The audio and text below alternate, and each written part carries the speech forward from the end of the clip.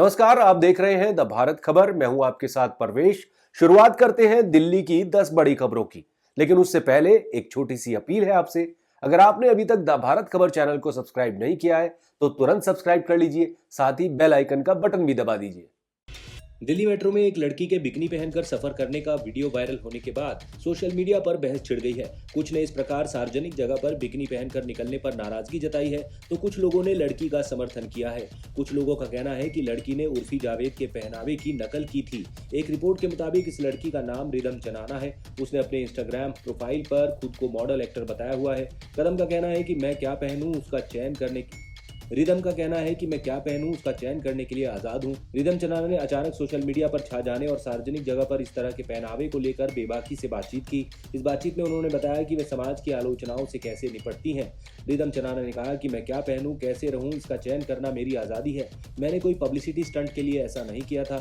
लोग मेरे बारे में क्या कहते हैं मुझे इसकी कोई परवाह नहीं है। ये पूछे जाने पर कि क्या आप उर्फी जावेद से प्रेरित हैं, तो चनाना ने कहा कि मैं उर्फी से प्रेरित नहीं हूं। मुझे ये भी नहीं पता कि उर्फी जावेद कौन है। हाल ही में एक दोस्त ने मुझे उसकी तस्वीर दिखाई थी। हालांकि मैं उर्फी की कहानी जानने के बाद उसको देखने लगी हूँ। चनाना ने यह भी बताया कि उसके परिवार के लोग उसकी पसंद और उसके व्यवहार से काफ़ी नाराज हैं। उसने बताया कि उसे भी पड़ोसियों से धमकियां मिलती हैं, फिर भी उसे इस बात की परवाह नहीं है कि लोग उसके बारे में क्या सोचते हैं।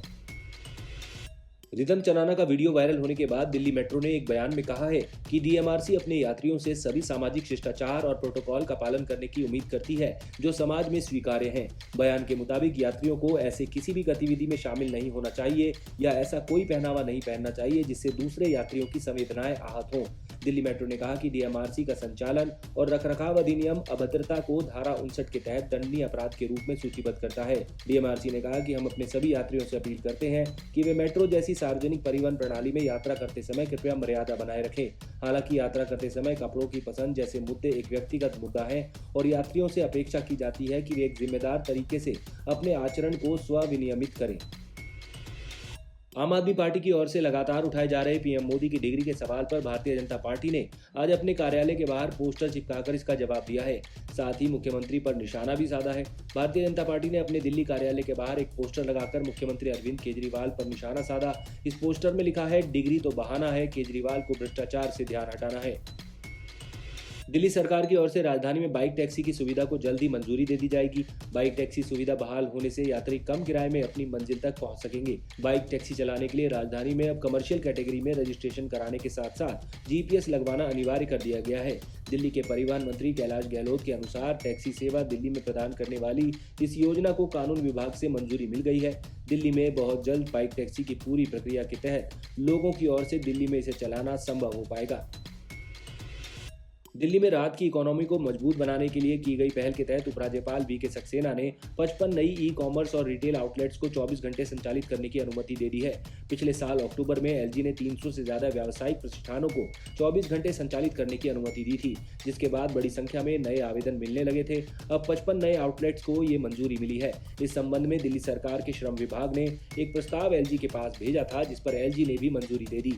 इस प्रस्ताव पर मुख्यमंत्री अरविंद केजरीवाल की भी मंजूरी ली गई थी। इन 55 आउटलेट्स में दिल्ली के अलग अलग इलाकों में ई कॉमर्स आउटलेट और retail garments and accessories outlets शामिल हैं। 31 मार्च को दिल्ली नगर निगम के मेयर का पहले साल का कार्यकाल खत्म हो चुका है, जिसके बाद अब फिर से एमसीडी मेयर के चुनाव की सुगबुगाहट शुरू हो चुकी है। सरकार के सूत्रों के मुताबिक दिल्ली में नए सिरे से मेयर का चुनाव अप्रैल के अंत में होने की संभावना है। आम आदमी पार्टी की उम्मीदवार शैली ओबराय की ही मेयर बनने की संभावना है। राजधानी में पार्किंग संकट कुछ महीनों में खत्म होने की उम्मीद है। निगम 10 नई मल्टी लेवल कार पार्किंग का निर्माण शुरू करने जा रहा है। इनमें 5000 से ज्यादा गाड़ियां खड़ी हो सकेंगी। मौजूदा समय में निगम की 8 मल्टी लेवल कार पार्किंग का निर्माण चल रहा है। इनमें 4000 से ज्यादा गाड़ियां खड़ी होंगी। सबसे बड़ी पार्किंग चांदनी चौक में बन रही है, जिसका लोग बेसब्री से इंतजार कर रहे हैं। यहाँ 2000 से ज्यादा गाड़ियां खड़ी हो सकेंगी। हाल ही में निगम ने निजामुद्दीन बस्ती में 86 गाड़ियों की मल्टी लेवल कार पार्किंग शुरू की है। पंजाबी बाग, शमशान घाट, जीके1 मार्केट, अमर कॉलोनी, लाजपत नगर, शिवा मार्केट पीतमपुरा, गांधी मैदान चांदनी चौक, कुतुब रोड, निगम बोध घाट और बाग दीवान मार्केट फतेहपुरी में मल्टी लेवल कार पार्किंग का निर्माण कार्य पिछले साल से चल रहा है। इनमें से ज्यादातर का निर्माण कार्य आखिरी चरण में है। ऐसे में इनके जल्द खुलने की उम्मीद है। गैंगस्टर्स के खिलाफ अभियान में लगी दिल्ली पुलिस को बड़ी कामयाबी हाथ लगी है। पुलिस ने FBI की मदद से लॉरेंस बिश्नोई और गोल्डी बराड़ के खासमखास गैंगस्टर दीपक बॉक्सर को मैक्सिको में दबोच लिया है। ये पहली बार है जब दिल्ली पुलिस ने विदेश में जाकर किसी गैंगस्टर को पकड़ा है। DDA अगले महीने ही अपनी हाउसिंग स्कीम लाने की तैयारी में है। DDA की स्कीम में EWS और LIG कैटेगरी के फ्लैट्स होंगे। नियमों में बदलाव के बाद आने वाली DDA की ये पहली स्कीम होगी। पिछले महीने ही मंत्रालय की मंजूरी के बाद अब DDA की स्कीम में वे लोग भी अप्लाई कर सकेंगे जिनके पास दिल्ली में पहले से ही छोटे मकान हैं। यही वजह है कि DDA को उम्मीद है कि इस स्कीम में काफी ज्यादा लोग अप्लाई करेंगे। DDA के एक अधिकारी के मुताबिक स्कीम में आ रहे ज्यादातर फ्लैट्स नरेला सब्सिडी में होंगे। इसके अलावा द्वारका, सिरजपुर आदि के फ्लैट्स भी इस स्कीम में शामिल होंगे। DDA के अधिकारी के मुताबिक अभी फ्लैट्स की कीमतें तय नहीं की गई हैं। स्कीम से पहले इनकी कीमतें बता दी जाएंगी। फ्लैट्स का ड्रॉ कंप्यूटर के जरिए किया जाएगा। स्वच्छता सुधारने के तमाम दावों के बीच नगर निगम लुटियंस दिल्ली के सार्वजनिक शौचालयों की स्थिति सुधारने का नाम नहीं ले रही है। पुरानी दिल्ली के चांदनी चौक के कई सार्वजनिक शौचालय गंदगी से अटे पड़े हैं, जबकि मध्य दिल्ली के कुछ शौचालय बंद पड़े हुए नजर आए। आलम यह है कि नागरिकों की लगातार शिकायतों के बाद भी व्यवस्था में कोई सुधार नहीं हो रहा है, जबकि स्वच्छ सर्वेक्षण में बेहतर स्थान पाने के स्थानीय निकाय लगातार दावे करते रहे हैं। आपको बता दें कि दिल्ली नगर निगम ने स्वच्छ सर्वेक्षण में खुले में शौच मुक्त ++ प्रमाण पत्र के लिए आवेदन किया है। जब शौचालय ही साफ नहीं होंगे तो ये प्रमाण पत्र निगम को कैसे मिलेगा।